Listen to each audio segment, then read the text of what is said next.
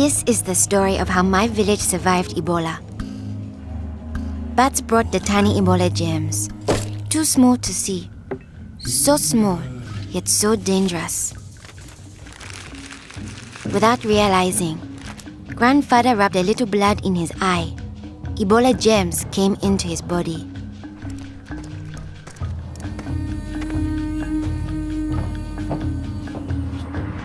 Days went by. Then Grandfather got a terrible fever and weakness. We thought it was malaria, but he was soon much worse. He had vomiting and diarrhea. His fever got even higher.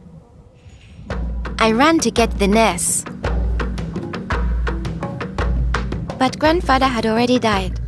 I was heartbroken. The nurse thought it might be Ebola, a disease caught from bush meat, but which spreads from person to person. Others in our region had already died of this new disease. Unless we understood the disease and followed their rules, it could spread further and kill many more people. She explained that Ebola was in the body fluids of someone who was sick or had died of Ebola. Their sweat, tears, mucus, saliva, vomit, diarrhea, urine, breast milk, sexual fluids, and blood. When we touch a sick person's body fluids, the Ebola germs can get into small breaks in our skin or into our eyes, nose, or mouth. The Ebola germs spread into our body and make us sick. When somebody dies of Ebola, that body is much more contagious. No one should ever touch the dead body. The nurse advised us to wash our hands with soap and water right away. She contacted the trained burial team to help us bury Grandfather's body safely. The burial team came. They comforted us and explained what they had to do to protect us. The team wore protective clothing that kept them safe from the dangerous germs.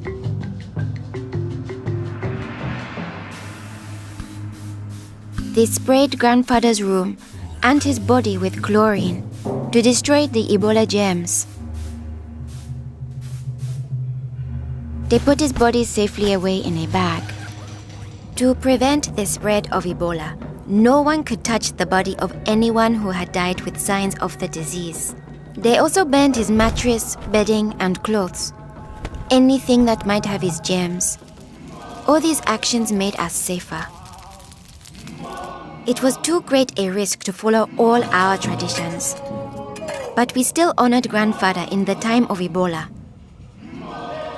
Our chief gathered all the villagers together after Grandfather's death. He explained that it's natural for us to fear Ebola, but if we trust in our health workers and follow their rules, we could stop the disease. The nurse explained to us, when a person has symptoms such as fever, don't touch them. Get them to the treatment center right away. They will have the best chance of surviving and they won't spread Ebola. She advised us to wash our hands with soap and water many times a day. The whole village agreed to follow these rules. Since we all had close contact with Grandfather, we were at risk of getting Ebola. We had to stay home. A health worker visited us every day to see whether we had fever or signs of sickness. We would show signs within 21 days if we had Ebola.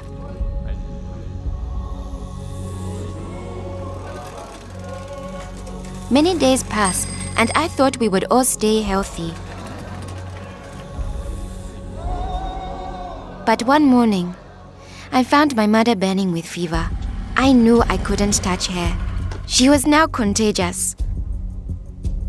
My father came in. He told me he was taking my mother away to our uncle's house in the nearby village. He was afraid to take her to the treatment center, afraid he'd never see her again. I knew I had to stop them. I was young, but I stood up to both of them. I told them if this could be Ebola, she must go to the treatment center right away. We needed to trust in our health workers to save her, save ourselves, and save our village. I saw in their faces that they understood. Running away would only lead to more death and suffering. My mother tested positive for Ebola. They found her a bed. At first, the health workers looked scary, but I knew they wore the suits to protect themselves, and inside they were normal people like the nurse. They took good care of my mother. They gave her fluids, medicine, and food, and helped her body stay strong to fight Ebola. I missed my mother very much, but I could still talk to her on the phone. Sadly, some people in my village didn't survive, but my mother got better day by day.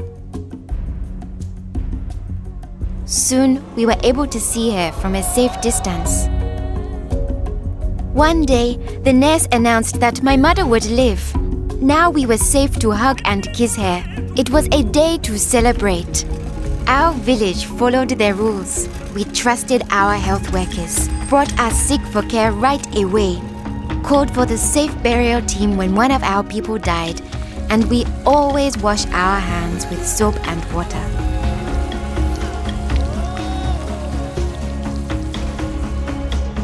Our village survived Ebola.